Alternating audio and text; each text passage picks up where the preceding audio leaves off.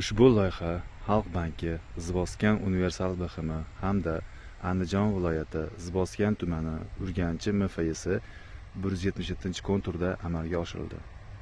Bu yer maydoniga lavanda dorivor o'simliklari ekilgan. Yer maydonimiz 15 gektardan iborat. Yer maydonimiz katta yo'l bo'yida joylashgan bo'lib, bir tomoni tutzor, ikkinchi tomoni terakzor bilan o'ralgan.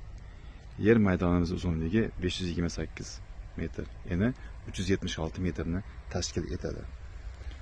Bu yerga Agrofarmakologiya qishloq xo'jaligi kooperativi biriktirilgan. Yer maydonimiz 100 ta lotga bo'lib berilgan.